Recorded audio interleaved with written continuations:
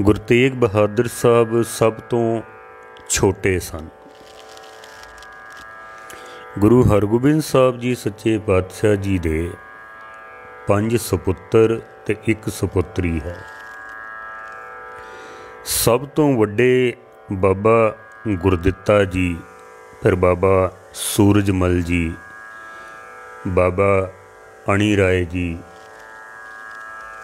बाबा अटल राय जी, और एक भैन सी भैन वीरो, जिन्हां दा नाम भैन वीरो करके आया है।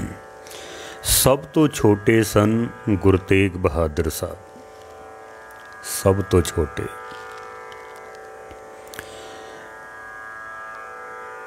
सारे भैन भरावां दे विच छोटे सन, प्यार सारे बड़ा करते सन। जिस वक्त गुरु हरगोबिंद साहब सच्चे पातशाह जदों कीर्तन की समाप्ति होंदी है तो गुरु के महल जाते हैं,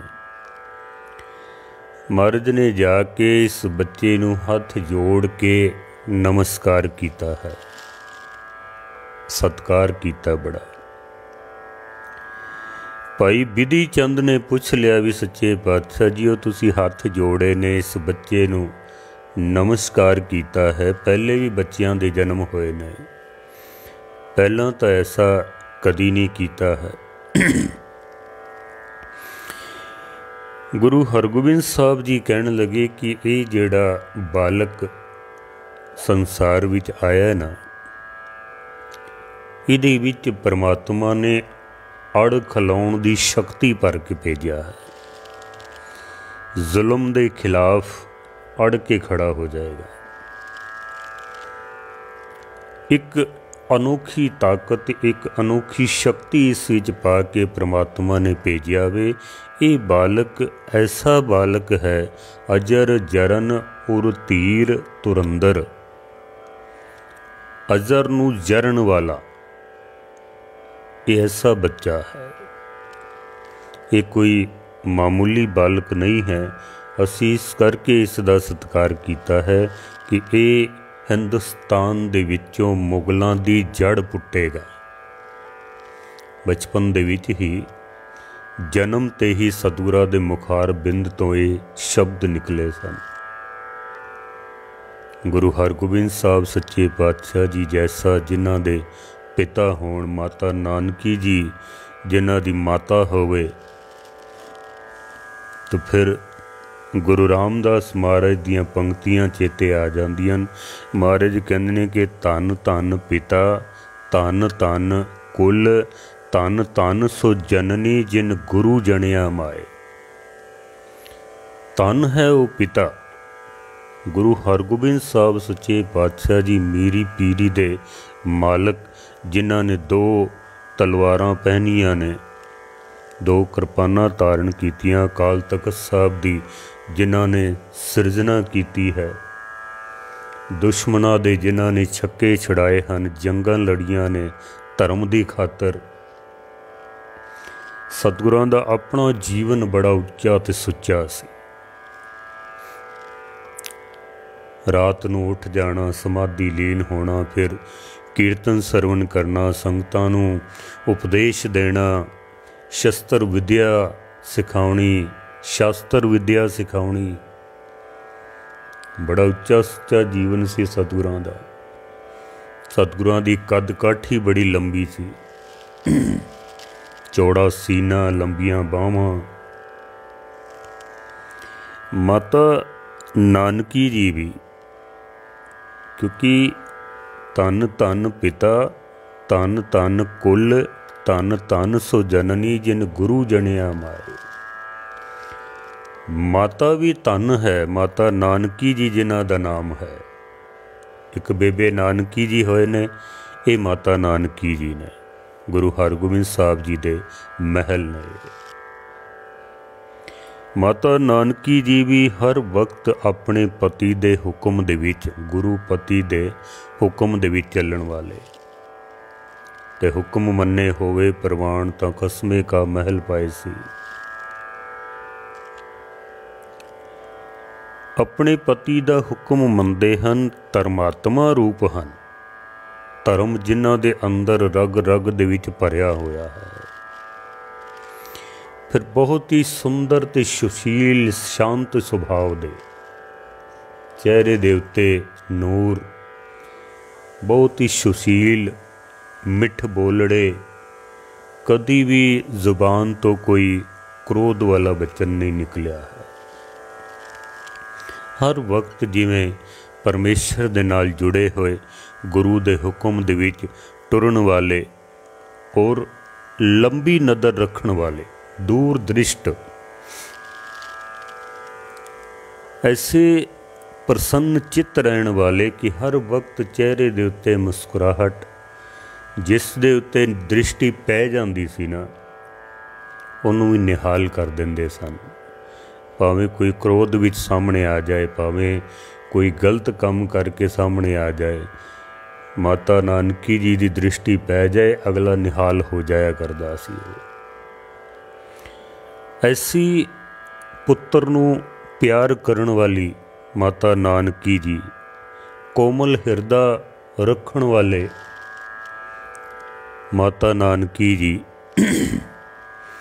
ਇੰਜ ਕਹਿ ਲਓ ਕਿ ਸਰਬ ਗੁਣ ਸੰਪੰਨ ਮਾਤਾ ਨਾਨਕੀ ਜੀ ਦੀ ਕੁੱਖ ਤੋਂ ਗੁਰੂ ਤੇਗ ਬਹਾਦਰ ਸਾਹਿਬ ਜੀ ਦਾ ਜਨਮ ਹੁੰਦਾ ਹੈ। ਤਾਂ ਹੀ ਗੁਰੂ ਰਾਮਦਾਸ ਮਹਾਰਾਜ ਨੇ ਆਖਿਆ ਵੀ ਧੰਨ ਧੰਨ ਪਿਤਾ, ਧੰਨ ਧੰਨ ਕੁਲ, ਧੰਨ ਧੰਨ ਸੋ ਜਨਨੀ ਜਿਨ ਗੁਰੂ ਜਣਿਆ ਮਾਏ। ਕੁਲ ਵੀ ਧੰਨ ਹੈ।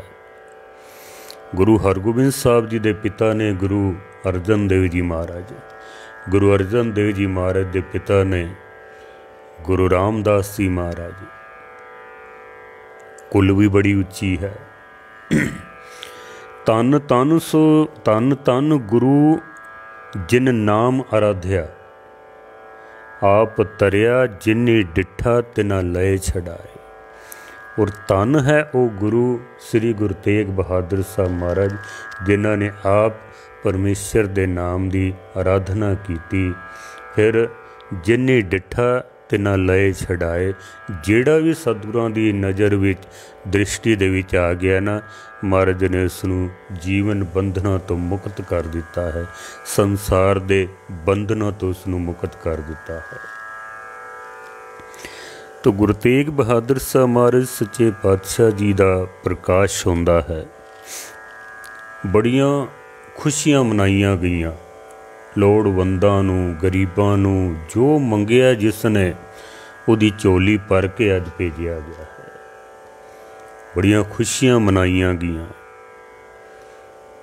ਲੰਗਰ ਲਾਏ ਗਏ ਨੇ, ਬਸਤਰ ਵੰਡੇ ਗਏ, ਧਨ ਵੰਡਿਆ ਗਿਆ ਹੈ, ਖੁਸ਼ੀ ਦੇ ਗੀਤ ਗਾਏ ਜਾ ਰਹੇ ਹਨ। ਅੱਜ ਸੁਪੁੱਤਰ ਦਾ ਜਨਮ ਹੋਇਆ, ਸਤਿਗੁਰਾਂ ਦੇ ਮੁਖ ਤੋਂ ਬਚਨ ਨਿਕਲਿਆ, ਅਜਰ ਜਰਨ ਉਰ ਧੀਰ ਤੁਰੰਦਰ। ਅਜਰ ਨੂੰ ਜਰਨ ਵਾਲਾ, ਮੁਗਲਾਂ ਦੀ ਜੜ ਪੁੱਟਣ ਵਾਲਾ ਸੁਪੁੱਤਰ ਅੱਜ ਪੈਦਾ ਹੋਇਆ ਹੈ। ਗੁਰੂ ਤੇਗ ਬਹਾਦਰ ਸਾਹਿਬ ਮਹਾਰਾਜ ਦਾ ਅਸੀਂ ਜੀਵਨ ਪੜ੍ਹਦੇ ਹਾਂ। ਮਹਾਰਾਜ ਆਮ ਬੱਚਿਆਂ ਦੀ ਤਰ੍ਹਾਂ ਕਦੀ ਰੋਇਆ ਨਹੀਂ ਸਨ ਕਰਦੇ, ਕਦੀ ਰੋਂਦੇ ਨਹੀਂ ਸਨ। ਹਰ ਵਕਤ ਜਿਵੇਂ ਸੁਰਤ ਜੁੜੀ ਹੋਈ ਹੈ। ਕਹਿੰਦੇ ਨਾ, ਪਿਓ ਦਾਦੇ ਜੇਵਹਾ ਪੋਤਰਾ ਪ੍ਰਵਾਨ। ਦਾਦੇ ਦੇ ਗੁਣ ਪੋਤਰੇ ਦੇ ਵਿੱਚ ਆ ਜਾਂਦੇ ਨੇ, ਐਸਾ ਨਿਯਮ ਹੈ। ਦਾਦਾ ਪੋਤਾ ਇੱਕ ਸਮਾਨ। ਗੁਰੂ ਅਰਜਨ ਦੇਵ ਜੀ ਮਹਾਰਾਜ ਬਾਰੇ ਭੱਟਾਂ ਨੇ ਕਿਹਾ ਸੀ ਕਿ ਤੈਂ ਜਨਮਤ ਗੁਰਮਤ ਬ੍ਰਹਮ ਪਛਾਣਿਓ। ਤੁਸੀਂ ਜਨਮ ਤੋਂ ਹੀ ਬ੍ਰਹਮ ਦੀ ਪਹਿਚਾਣ ਕੀਤੀ ਹੈ। ਗੁਰੂ ਅਰਜਨ ਦੇਵ ਜੀ ਮਹਾਰਾਜ ਜਨਮ ਤੋਂ ਹੀ ਬ੍ਰਹਮ ਲੀਨ ਸਨ। ਤੇ ਗੁਰੂ ਤੇਗ ਬਹਾਦਰ ਸਾਹਿਬ ਗੁਰੂ ਅਰਜਨ ਦੇਵ ਜੀ ਮਹਾਰਾਜ ਦੇ ਪੋਤਰੇ ਨੇ। ਗੁਰੂ ਤੇਗ ਬਹਾਦਰ ਸਾਹਿਬ ਮਹਾਰਾਜ ਵੀ ਜਨਮ ਤੋਂ ਹੀ ਪਰਮੇਸ਼ਰ ਦੇ ਨਾਲ ਜੁੜੇ ਹੋਏ, ਕਦੀ ਰੋਇਆ ਨਹੀਂ ਸਨ ਕਰਦੇ, ਕਦੀ ਰੋ ਕੇ ਕੋਈ ਚੀਜ਼ ਨਹੀਂ ਸਨ ਮੰਗਦੇ। ਭੁੱਖ ਲੱਗੇ ਕਦੀ ਰੋਂਦੇ ਨਹੀਂ ਸਨ। ਮਾਤਾ ਨਾਨਕੀ ਜੀ ਤਾਂ ਕਈ ਵਾਰੀ ਚਿੰਤਾ ਵਿੱਚ ਪੈ ਜਾਂਦੇ ਸਨ, ਵੈਦ ਬੁਲਾ ਲੈਂਦੇ ਸਨ। मेरे बच्चे नूं भुख नहीं लगती है, कुछ मंगदा नहीं, कुछ खांदा नहीं, किधरे कोई रोग ना लगा होवे। पर गुरु तेग बहादुर साहब महाराज का शांत सुभाव, अगर बच्चियां ने नाल खेडदे भी सन तो खेडां भी ऐसियां होंदियां ने कि परमात्मा दे नाल जोड़न वालियां। बच्चियां नूं बिठा के और उन्हां नूं सिमरन कराउणा, गाथावां सुणाणियां, आम बच्चियां वर्गा जीवन नहीं सी। महाराज बचपन तो ही ऐसा सुभाव रखते सन कि किसी नूं भी दुखी नहीं वेख सकते। गुरु तेग बहादुर साहब हत्थ विच कोई चीज़ पकड़ी हुई है, भावें महंगी है, सस्ती है, खाण वाली है, या कोई होर वस्तु है, जे कोई लोड़वंद सामने आ गया ना, महाराज तुरंत उसनूं दे दिया करते सन। किसी नूं दुखी नहीं देख सकते ने, बचपन तो ही ऐसा सुभाव। 4 साल की उम्र सी, केवल 4 साल की उम्र महाराज जी।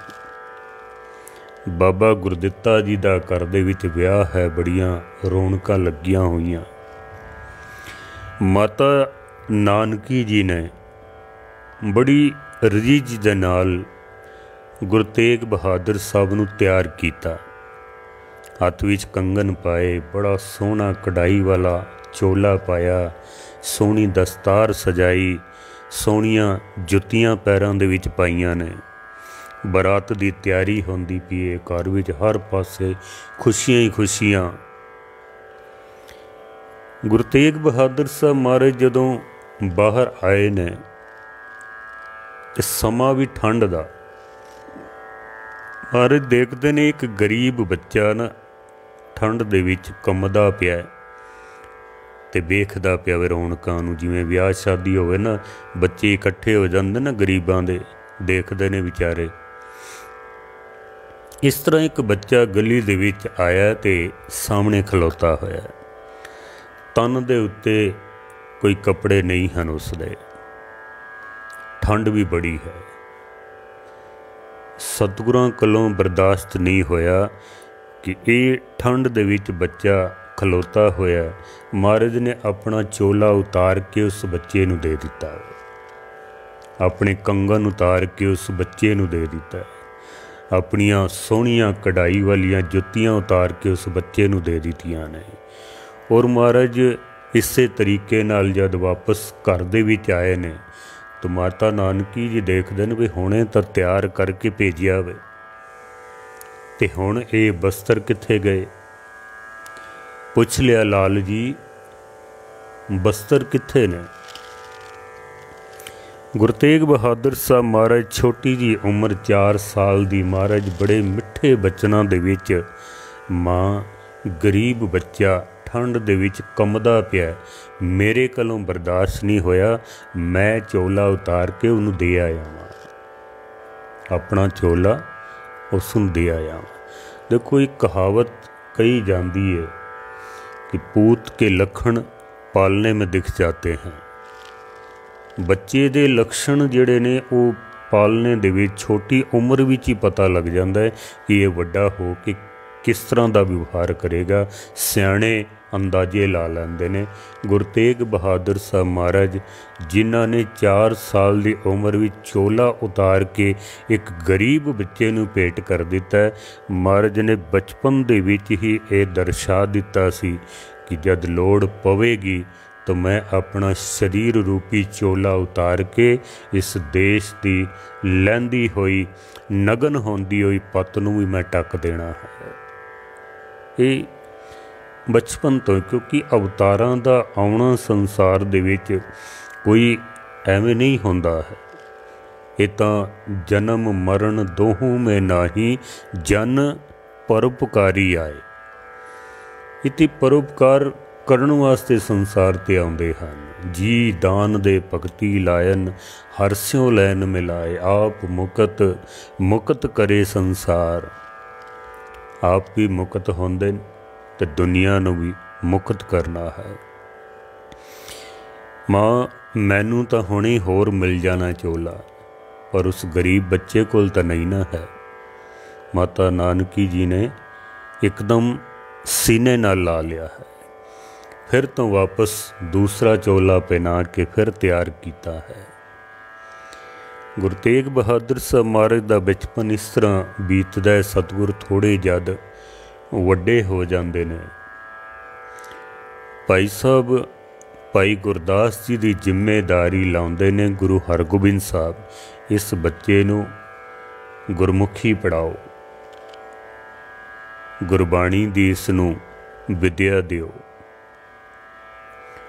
फिर जब थोड़े होर वड्डे होंदे ने, गुरु हरगोबिंद साहब जी आद सिख बाबा बुढ़ा साहब जी जिन्हां ने गुरु नानक सच्चे पातशाह कोलों सिੱਖੀ धारण की, गुरु हरगोबिंद साहब तक 6 गुरुआं दे जिन्हां ने प्रतख दर्शन किए हैं, रमदास दे विच गुरु तेग बहादुर साहब नूं भेज दिंदे ने भी उत्थे जाके बाबा बुढ़ा साहब जी कोलों जिंदगी दे गूढ़े रहस्य सिखो, भगती करना सिखो, गुरबाणी सिखो, किरत करना सिखो। क्योंकि इतनी वड्डी उम्र दे विच भी बाबा बुढ़ा साहब जी किरत करया करदे सन। शस्त्र विद्या घोड़ सवारी सिखाण वास्ते भाई जेठा जी की जिम्मेदारी लाई गई है। महाराज उत्थे बैठ के रमदास दे विच बाबा बुढ़ा साहब जी कोलों, भाई गुरदास जी कोलों, भाई जेठा जी कोलों गुरबाणी सिखते ने, किरत करन दी जाच सिखते हैं, शस्त्र विद्या सिखते ने, तलवार चलानी, नेजा चलाना, तीरंदाजी। सतगुरु जी शस्त्र विद्या दे विच भी निपुण होए ने। समा इस तरह ही बीतदा जांदा है। महाराज हर पक्ष दे विच इंज कह लो कि सक्षम तो परमात्मा वालों ही ने, पर दुनियावी रीति रिवाज नूं दिवांदियां होया भी हर पक्ष दे विच महाराज मुकम्मल हो रहे हैं। बाणी पढ़न दे विच, सेवा करन दे विच, किरत करन दे विच, घोड़ सवारी, शस्त्र विद्या। गुरु हरगोबिंद साहब सच्चे पातशाह जी हुण अपने नाल रखते ने हर वक्त। महाराज ने करतारपुर वसाया जिस वक्त, जलंधर दे कोल करतारपुर, न कि पाकिस्तान वाला करतारपुर। सतगुरों ने जदों करतारपुर वसाया वे, उत्थे विसाखी दा दीवान लग्या होया सी। विसाखी दा दीवान सतगुरां नूं खबरां मिल रही सन कि पैंदे खां काले खां दे नाल मिल के ते जंग दियां तैयारियां करदा पिया है। देखो जे सतगुरु ने, गुरु हरगोबिंद साहब ने पैंदे खां नूं पाल के वड्डा कीता सी, उही पैंदे खां अज सतगुरां दे खिलाफ सामने खड़ा हो के जंग लड़न की तैयारी पिया करदा वे। जिस वेले करतारपुर साहब की जंग हुई है ना, गुरु तेग बहादुर साहब महाराज की उस वक्त उम्र केवल 13 साल की उम्र है। बस 13 साल की उम्र है। सतगुरु जी भी 13 साल की उम्र दे विच अपने पिता गुरु हरगोबिंद साहब दे नाल जंग दे विच उतरदे ने और दुश्मनां दे आहू ला के रख देंदे ने। माता नानकी जी अपने घर की छत दे उत्ते खड़े हो के ते अपने सुपुत्र नूं तेग बहादुर नूं वेखदे पए ने। इत्थे एक गल कई विद्वानां ने ऐसा मन्निया कि पहले गुरु तेग बहादुर साहब जी का नाम सी त्यागमल। जद करतारपुर की जंग दे विच सतगुरां ने तलवार दे जोहर दिखाए ने, तेग दे जोहर दिखाए, जंग लड़िया, तो फिर इन्हां दा नाम तेग बहादुर हो गया है। कुछ विद्वान ऐसा भी मानते हैं कुछ मनते ने नहीं, पहले ही महाराज ने नाम रख दिता सी तेग बहादुर। ये तेग दा बहादुर होवेगा, बली होवेगा। माता नानकी जी ने जब देखा भी काफ़ी समा हो गया लड़दियाँ, उम्र भी छोटी है, सुनेहा भेज दिता भी लाल जी हुण वापस आ जाओ, तुसी वापस आ जाओ।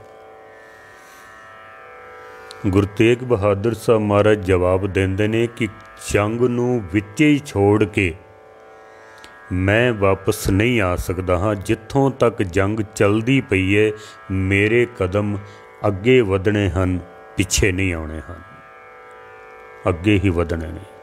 क्योंकि सूरा सो पहचानिए जो लड़े दीन के हेत, पुरजा पुरजा कट मरे कबू न छाड़े खेत। वो रण दा मैदान कदी छोड़ते नहीं हैं, अगे ही वधदे ने, पिछे नहीं आते हैं। सतगुरु जी जब वापस आए ने जंग जित के, माता नानकी जी बड़े प्रसन्न होए। गुरु तेग बहादुर साहब महाराज नूं गुरु हरगोबिंद साहब ने सीने नाल ला के बड़ियां असीसां दित्तियां ने। और इत्थे करतारपुर दे विच ही भाई लाल चंद जी ते माता बिशन कौर जी दी सुपुत्री माता गुजरी जी दे नाल गुरु तेग बहादुर साहब जी दा आनंद कारज आउंदा वे 1632 ईस्वी नूं। सतगुरु जी दा आनंद कारज होंदा है, बारात टुकदी है। आनंद कारज तो बाद जद गुरु हरगोबिंद साहब जी वापस चलन लगते हैं तो भाई लाल चंद जी हथ जोड़ के खड़े हो जाते हैं, महाराज कित्थे आप जगत गुरु, मैं एक निमाणा जा सेवक, महाराज असी तुहाडी कोई सेवा नहीं कर सके हाँ, कुछ त्रुटियां गलतियां रह जांदियां ने, महाराज तुसी सानू माफ़ कर दो।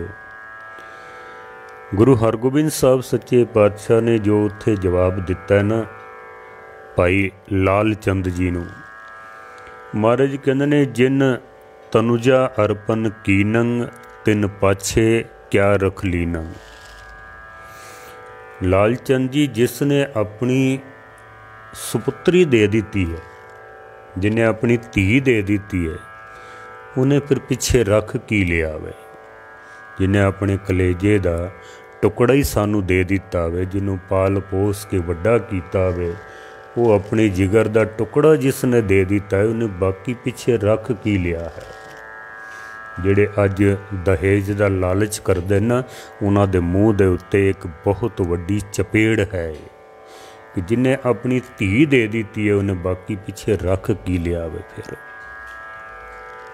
समाज सुधार वास्ते एक बहुत वड्डा कदम सी गुरु हरगोबिंद साहब दा, क्योंकि महाराज धर्म दे नाल नाल समाज दे भी सुधार भी करते हैं सतगुरु जी। महाराज ने सीने नाल लाया भी नहीं, तुसी अपनी बच्ची सानू दे दी है तो पिछे बाकी कुछ रह नहीं जाता है, तुसी निश्चिंत हो जाओ। सतगुरु जी का आनंद कारज हो गया है। समा इस तरह बीतदा जाता है।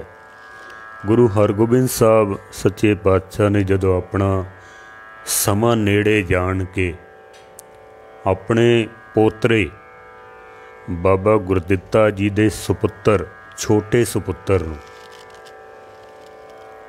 हर राय साहब जी नूं जिस वक्त गुरता गद्दी दी बख्शिश की है, देखो दादा पोतरे नूं गुरता गद्दी देंदा पिया, पुत्र नूं नहीं दिती है।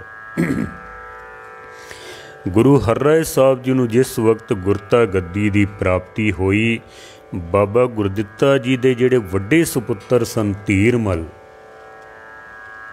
उहदी कुल गुरु ग्रंथ साहब महाराज जी दी भीड़ सी।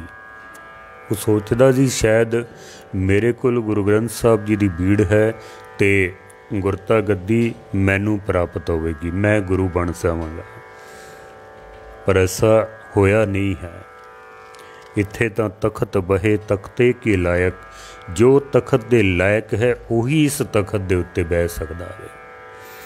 केवल ਗੁਰੂ ਗ੍ਰੰਥ ਸਾਹਿਬ ਮਹਾਰਾਜ ਦੀ ਬੀੜ ਰੱਖ ਲੈਣ ਨਾਲ ਅੱਜ ਵੀ ਕਈ ਘਰਾਂ ਦੇ ਵਿੱਚ ਅਸੀਂ ਦੇਖਦੇ ਹਾਂ ਗੁਰੂ ਗ੍ਰੰਥ ਸਾਹਿਬ ਦੀ ਬੀੜ ਰੱਖੀ ਹੋਈ ਹੈ ਅਤੇ ਆਪਣੇ ਆਪ ਨੂੰ ਬੜਾ ਉਹ ਗੁਰਮੁਖ ਸਮਝਦੇ ਹਨ। ਗੁਰਮੁਖ ਤਾਂ ਬਣਨਗੇ ਜੇ ਕੋਈ ਗੁਰਬਾਣੀ ਦਾ ਕਿਨਕਾ ਹਿਰਦੇ ਵਿੱਚ ਵਸਾਉਣਗੇ। ਜੇ ਗੁਰੂ ਗ੍ਰੰਥ ਸਾਹਿਬ ਮਹਾਰਾਜ ਦੀ ਬੀੜ ਰੱਖਣ ਨਾਲ ਕੋਈ ਗੁਰੂ ਨਹੀਂ ਬਣ ਸਕਦਾ ਤਾਂ ਦੇਖੋ ਸਿੱਖੀ ਕੋਈ ਮਾਮੂਲੀ ਚੀਜ਼ ਨਹੀਂ ਹੈ। ਕੇਵਲ ਕੇਸ ਰੱਖਣ ਲੈਣ ਨਾਲ ਵੀ ਕੋਈ ਸਿੱਖ ਨਹੀਂ ਬਣ ਸਕਦਾ ਹੈ। ਇਹ ਤਾਂ ਗੁਰੂ ਦੀ ਸਿੱਖਿਆ ਨੂੰ ਧਾਰਨ ਕਰਨਾ ਪੈਂਦਾ। ਸਿੱਖੀ ਸਿੱਖਿਆ ਗੁਰੂ ਵਿਚਾਰ, ਗੁਰੂ ਦੀ ਵਿਚਾਰ ਨੂੰ ਧਾਰਨ ਕਰਨ ਵਾਲਾ ਗੁਰੂ ਕਾ ਸਿੱਖ ਬਣਦਾ ਹੈ। ਗੁਰੂ ਕੀ ਵਿਚਾਰ। ਬਾਬਾ ਧੀਰਮਲ ਜੀ ਨੇ ਕਈ ਤਰ੍ਹਾਂ ਦੀਆਂ ਚਾਲਾਂ ਚੱਲਣੀਆਂ ਸ਼ੁਰੂ ਕਰ ਦਿੱਤੀਆਂ ਕਿਉਂਕਿ ਇਹ ਬੜੇ ਤੜਫ ਉੱਠੇ ਸਨ। ਮੈਨੂੰ ਗੁਰਤਾ ਗੱਦੀ ਨਹੀਂ ਮਿਲੀ, ਛੋਟੇ ਨੂੰ ਮਿਲੀ ਹੈ। ਮਾਤਾ ਨਾਨਕੀ ਜੀ ਕਿਉਂਕਿ ਦੂਰ ਦ੍ਰਿਸ਼ਟ ਸਨ, ਦੇਖ ਰਹੇ ਸਨ ਆਉਣ ਵਾਲਾ ਸਮਾਂ। ਇੱਕ ਦਿਨ ਬੇਨਤੀ ਕੀਤੀ ਗੁਰੂ ਹਰਗੋਬਿੰਦ ਸਾਹਿਬ ਸੱਚੇ ਪਾਤਸ਼ਾਹ ਜੀ ਨੂੰ, ਇਹ ਮਹਾਰਾਜ ਹਰ ਰਾਏ ਨੂੰ ਤੁਸੀਂ ਗੁਰਤਾ ਗੱਦੀ ਦੀ ਬਖਸ਼ਿਸ਼ ਕੀਤੀ ਹੈ। ਧੀਰਮਲ ਬੜੀਆਂ ਚਾਲਾਂ ਚੱਲਦਾ ਪਿਆ ਵਾ। ਮੇਰਾ ਪੁੱਤਰ ਹੈ ਜਿਹੜਾ ਤਿਆਗਮਲ ਗੁਰ ਤੇਗ ਬਹਾਦਰ, ਮਹਾਰਾਜ ਇਹ ਤਾਂ ਕਦੀ ਭੁੱਖ ਲੱਗਣ 'ਤੇ ਰੋਟੀ ਨਹੀਂ ਮੰਗਦਾ ਵੇ ਅਤੇ ਇਹਨੇ ਆਪਣਾ ਹੱਕ ਕਿੱਥੋਂ ਮੰਗਣਾ ਵੇ। ਇਹ ਤਾਂ ਬੜਾ ਭੋਲਾ ਹੈ, ਸਹਿਜ ਸੁਭਾਅ ਹੈ, ਇਹ ਤਾਂ ਕਦੀ ਕੁਛ ਮੰਗਦਾ ਹੀ ਨਹੀਂ ਹੈ। ਮਹਾਰਾਜ ਸਾਡੇ ਵਾਸਤੇ ਕੀ ਹੁਕਮ ਹੈ। ਗੁਰੂ ਹਰਗੋਬਿੰਦ ਸਾਹਿਬ ਜੀ ਨੇ ਉੱਥੇ ਇੱਕ ਛੋਟੀ ਗੁਰਬਾਣੀ ਦੀ ਪੋਥੀ, ਇੱਕ ਮਹਾਰਾਜ ਨੇ ਛੋਟੀ ਕਟਾਰ, ਛੋਟੀ ਕਿਰਪਾਨ, ਇੱਕ ਸਤਿਗੁਰਾਂ ਨੇ ਆਪਣੇ ਹੱਥ ਦਾ ਇੱਕ ਰੁਮਾਲ ਮਾਤਾ ਨਾਨਕੀ ਜੀ ਨੂੰ ਦਿੱਤਾ ਹੈ ਅਤੇ ਹੁਕਮ ਕੀਤਾ ਕਿ ਇਹ ਆਪਣੇ ਸੁਪੁੱਤਰ ਨੂੰ ਦੇ ਦਿਓ ਔਰ ਬਕਾਲੇ ਦੀ ਧਰਤੀ 'ਤੇ ਚਲੇ ਜਾਓ। ਬਕਾਲਾ ਗੁਰੂ ਤੇਗ ਬਹਾਦਰ ਸਾਹਿਬ ਦਾ ਨਾਨਕਾ ਪਿੰਡ ਹੈ। ਨਾਨਕਾ ਪਿੰਡ, ਉੱਥੇ ਮਹਾਰਾਜ ਸੱਚੇ ਪਾਤਸ਼ਾਹ ਜੀ ਨੂੰ ਜਾਣ ਦਾ ਹੁਕਮ ਹੋਇਆ। ਮਾਤਾ ਨਾਨਕੀ ਜੀ, ਮਾਤਾ ਗੁਜਰ ਕੌਰ ਜੀ, ਸ੍ਰੀ ਗੁਰੂ ਤੇਗ ਬਹਾਦਰ ਸਾਹਿਬ ਮਹਾਰਾਜ ਬਾਬਾ ਬਕਾਲਾ ਦੀ ਧਰਤੀ 'ਤੇ ਜਾ ਕੇ ਸਤਿਗੁਰੂ ਜੀ ਉੱਥੇ ਠਹਿਰਦੇ ਨੇ ਔਰ ਕਾਫੀ ਲੰਬਾ ਸਮਾਂ ਮਹਾਰਾਜ ਉੱਥੇ ਇਕਾਂਤ ਵਿੱਚ ਰਹਿ ਕੇ, ਜਿੱਥੇ ਆਪ ਸਿੱਖੀ ਦਾ ਪ੍ਰਚਾਰ ਕਰਦੇ ਹਨ, ਉੱਥੇ ਮਹਾਰਾਜ ਸੱਚੇ ਪਾਤਸ਼ਾਹ 26 ਸਾਲ 9 ਮਹੀਨੇ 11 ਦਿਨ ਤੱਕ ਸਤਿਗੁਰੂ ਜੀ ਇਕਾਂਤ ਵਿੱਚ ਰਹਿ ਕੇ ਮਹਾਰਾਜ ਪਰਮੇਸ਼ਰ ਦੀ ਆਰਾਧਨਾ ਕਰਦੇ ਹਨ। ਗੁਰੂ ਤੇਗ ਬਹਾਦਰ ਸਾਹਿਬ, ਮਾਤਾ ਨਾਨਕੀ ਜੀ, ਮਾਤਾ ਗੁਜਰ ਕੌਰ ਜੀ ਬਾਹਰ ਬੈਠ ਕੇ ਪਰਮੇਸ਼ਰ ਦੀ ਆਰਾਧਨਾ ਕਰਦੇ ਨੇ ਅਤੇ ਆਪਣੇ ਸੁਪੁੱਤਰ ਦਾ, ਆਪਣੇ ਪਤੀ ਦਾ ਹੁਕਮ ਦੀ ਉਡੀਕ ਕਰਦੇ ਹਨ ਕਿਉਂਕਿ ਲੰਬੀ ਦ੍ਰਿਸ਼ਟ ਸੀ ਉਹਨਾਂ ਦੀ, ਦੇਖਦੇ ਸਨ। ਉਧਰ ਗੁਰੂ ਹਰਗੋਬਿੰਦ ਸਾਹਿਬ ਸੱਚੇ ਪਾਤਸ਼ਾਹ ਜੀ ਤੋਂ ਬਾਅਦ ਗੁਰੂ ਹਰ ਰਾਏ ਸਾਹਿਬ ਗੁਰਤਾ ਗੱਦੀ 'ਤੇ ਬੈਠਦੇ ਨੇ। ਗੁਰੂ ਹਰ ਰਾਏ ਸਾਹਿਬ ਜੀ ਆਪਣਾ ਸਮਾਂ ਪੂਰਾ ਕਰਕੇ ਗੁਰੂ ਹਰਕ੍ਰਿਸ਼ਨ ਸਾਹਿਬ ਜੀ ਨੂੰ ਗੁਰਤਾ ਗੱਦੀ 'ਤੇ ਬਿਠਾਉਂਦੇ ਨੇ। ਗੁਰੂ ਹਰਕ੍ਰਿਸ਼ਨ ਸਾਹਿਬ ਜੀ ਕਿਉਂਕਿ ਥੋੜ੍ਹਾ ਹੀ ਸਮਾਂ ਮਹਾਰਾਜ ਗੁਰਤਾ ਗੱਦੀ 'ਤੇ ਰਹੇ ਨੇ।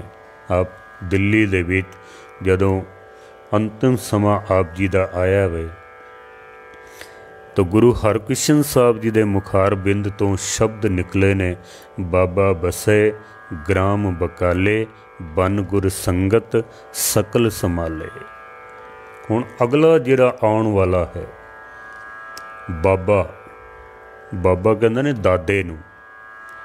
ਗੁਰੂ ਹਰਗੋਬਿੰਦ ਸਾਹਿਬ ਜੀ ਨੇ ਆਪਣੇ ਪੋਤਰੇ ਨੂੰ ਗੁਰਤਾ ਗੱਦੀ ਦਿੱਤੀ ਹੈ, ਗੁਰੂ ਹਰ ਰਾਏ ਸਾਹਿਬ ਜੀ ਨੂੰ, ਅਤੇ ਗੁਰੂ ਹਰ ਰਾਏ ਸਾਹਿਬ ਜੀ ਨੇ ਆਪਣੇ ਸੁਪੁੱਤਰ ਨੂੰ ਗੁਰਤਾ ਗੱਦੀ ਦਿੱਤੀ ਹੈ ਅਤੇ ਗੁਰੂ ਹਰਕ੍ਰਿਸ਼ਨ ਸਾਹਿਬ ਜੀ ਆਪਣੇ ਦਾਦੇ ਨੂੰ, ਗੁਰੂ ਤੇਗ ਬਹਾਦਰ ਸਾਹਿਬ ਨੂੰ ਗੁਰਤਾ ਗੱਦੀ ਦੀ ਬਖਸ਼ਿਸ਼ ਕਰਦੇ ਹਨ। ਦਾਦਾ ਪੋਤਰੇ ਨੂੰ ਦਿੰਦਾ ਅਤੇ ਪੋਤਰਾ ਦਾਦੇ ਨੂੰ ਦਿੰਦਾ ਹੈ। ਗੁਰੂ ਹਰਕ੍ਰਿਸ਼ਨ ਸਾਹਿਬ ਜੀ ਦੇ ਜਦੋਂ ਇਹ ਬਚਨ ਹੋਏ ਨੇ, ਬਾਬੇ ਬਕਾਲੇ ਦੀ ਧਰਤੀ ਦੇ ਉੱਤੇ 22 ਮੰਜੀਆਂ ਲੱਗ ਗਈਆਂ ਹਨ। 22 ਮੰਜੀਆਂ ਵੀ ਅਸੀਂ ਗੁਰੂ ਹਾਂ। ਮੱਖਣ ਸ਼ਾਹ ਲੁਬਾਣੇ ਦਾ ਜਹਾਜ਼ ਫਸ ਜਾਂਦਾ ਹੈ ਸੂਰਤ ਦੇ ਬੰਦਰਗਾਹ ਦੇ ਵਿੱਚ, ਰੇਤੇ ਦੇ ਵਿੱਚ ਉਸਦਾ ਜਹਾਜ਼ ਫਸਦਾ ਹੈ। ਅਰਦਾਸ ਕਰਦਾ ਹੈ ਵੀ ਹੇ ਗੁਰੂ ਨਾਨਕ ਸੱਚੇ ਪਾਤਸ਼ਾਹ ਜੀ, ਮੇਰੇ ਇਸ ਜਹਾਜ਼ ਨੂੰ ਬਾਹਰ ਕੱਢੋ, ਜਿਤਨਾ ਦਸਵੰਧ ਬਣੇਗਾ ਮੈਂ ਆਪ ਜੀ ਦੇ ਚਰਨਾਂ ਵਿੱਚ ਭੇਟ ਕਰਾਂਗਾ। ਇਤਿਹਾਸ ਕਹਿੰਦਾ ਜਪਜੀ ਸਾਹਿਬ ਦਾ ਪਾਠ ਕਰਕੇ ਉਸਨੇ ਅਰਦਾਸ ਕੀਤੀ ਸੀ। ਰੱਬ ਦੀ ਨੇਤ ਲੰਬਾ ਚੌੜਾ ਇਤਿਹਾਸ ਹੈ। ਜਹਾਜ਼ ਕਿਨਾਰੇ 'ਤੇ ਲੱਗ ਜਾਂਦਾ ਹੈ। ਮੱਖਣ ਸ਼ਾਹ ਆਪਣੇ ਵਾਅਦੇ ਦੇ ਮੁਤਾਬਕ ਜਦੋਂ 9ਵੇਂ ਗੁਰੂ ਨਾਨਕ ਦੀ ਭਾਲ ਕਰਦਾ ਹੈ ਤਾਂ ਪਤਾ ਲੱਗਦਾ ਕਿ ਬਕਾਲੇ ਦੀ ਧਰਤੀ ਦੇ ਉੱਤੇ 22 ਮੰਜੀਆਂ ਨੇ। 2-2 ਮੋਹਰਾਂ ਰੱਖ ਕੇ ਸਾਰਿਆਂ ਨੂੰ ਪਰਖਦਾ ਵੇ, ਪਰ ਤਸੱਲੀ ਨਹੀਂ ਹੁੰਦੀ ਹੈ। ਕਿਸੇ ਨੇ ਦੱਸਿਆ ਕਿ ਇੱਥੇ ਤੇਗ ਬਹਾਦਰ ਸਾਹਿਬ ਵੀ ਹਨ, ਜਿਹੜੇ ਗੁਪਤ ਰਹਿੰਦੇ ਹਨ, ਬੜੇ ਸ਼ਾਂਤ ਸੁਭਾਅ ਹਨ, ਬਹੁਤਾ ਬਾਹਰ ਨਹੀਂ ਨਿਕਲਦੇ ਨੇ, ਕਿਸੇ ਕੋਲੋਂ ਕੁਛ ਮੰਗਦੇ ਨਹੀਂ ਹਨ। ਤੂੰ ਉੱਥੇ ਜਾ ਕੇ ਇੱਕ ਵਾਰੀ ਦੇਖ ਲੈ। ਜਦ ਮੱਖਣ ਸ਼ਾਹ ਨੇ ਜਾ ਕੇ 5 ਮੋਹਰਾਂ ਰੱਖ ਕੇ ਅਰਦਾਸ ਕੀਤੀ, ਸਤਿਗੁਰਾਂ ਨੇ ਫਿਰ ਉਸਦੇ ਮਨ ਦੀ ਗੱਲ ਜਦੋਂ ਦੱਸੀ, ਫਿਰ ਮੱਖਣ ਸ਼ਾਹ ਨੇ ਫਿਰ ਰੌਲਾ ਪਾ ਦਿੱਤਾ, ਗੁਰਲਾਦ ਹੋ ਰੇ, ਗੁਰਲਾਦ ਹੋ ਰੇ, ਗੁਰੂ ਲੱਭ ਗਿਆ ਹੈ। ਸਤਿਗੁਰੂ ਜੀ ਪ੍ਰਗਟ ਹੁੰਦੇ ਹਨ, ਗੁਰੂ ਤੇਗ ਬਹਾਦਰ ਸਾਹਿਬ ਮਹਾਰਾਜ ਫਿਰ ਜਦੋਂ ਸੰਸਾਰ ਵਿੱਚ ਪ੍ਰਗਟ ਹੋ ਗਏ ਨੇ, ਹਾਲਾਂਕਿ ਬੜਾ ਰੌਲਾ ਵੀ ਪੈਂਦਾ। ਧੀਰ ਮਲ ਨੇ ਸੀਹੇ ਮਸੰਦ ਦੇ ਨਾਲ ਮਿਲ ਕੇ ਗੁਰੂ ਤੇਗ ਬਹਾਦਰ ਸਾਹਿਬ ਦੇ ਉੱਤੇ ਗੋਲੀ ਵੀ ਚਲਾਈ, ਗੋਲੀ ਮੱਥੇ ਤੱਕ ਲੱਗੀ ਹੈ। ਮਾਤਾ ਨਾਨਕੀ ਜੀ ਨੇ ਵਿੱਚ ਪੈ ਕੇ ਧੀਰ ਮਲ ਨੂੰ ਤਾੜਨਾ ਕੀਤੀ ਹੈ। ਮਾਤਾ ਨਾਨਕੀ ਜੀ ਬੜੇ ਹਿੰਮਤ ਵਾਲੇ ਸਨ। ਗੁਰੂ ਤੇਗ ਬਹਾਦਰ ਸਾਹਿਬ ਮਹਾਰਾਜ ਜਦੋਂ ਪ੍ਰਗਟ ਹੁੰਦੇ ਨੇ, ਗੁਰਤਾ ਗੱਦੀ ਦਾ ਤਿਲਕ ਹੋ ਜਾਂਦਾ ਹੈ। ਫਿਰ ਸਤਿਗੁਰੂ ਜੀ ਪ੍ਰਚਾਰ ਫੇਰੀ 'ਤੇ ਨਿਕਲਦੇ ਹਨ। ਆਸਾਮ ਵੱਲ ਜਾਂਦੇ ਨੇ, ਬਿਹਾਰ ਵੱਲ ਜਾਂਦੇ ਨੇ। ਪਟਨਾ ਸਾਹਿਬ ਦੇ ਵਿੱਚ 10ਵੇਂ ਪਾਤਸ਼ਾਹ ਜੀ ਦਾ ਪ੍ਰਕਾਸ਼ ਹੁੰਦਾ ਹੈ। ਆਨੰਦਪੁਰ ਸਾਹਿਬ ਵਸਾਇਆ ਜਾਂਦਾ ਹੈ। ਮੈਂ ਫਿਰ ਅਰਜ਼ ਕਰਾਂ, ਬਹੁਤ ਲੰਬਾ ਚੌੜਾ ਇਤਿਹਾਸ ਹੈ ਸਤਿਗੁਰਾਂ ਦਾ।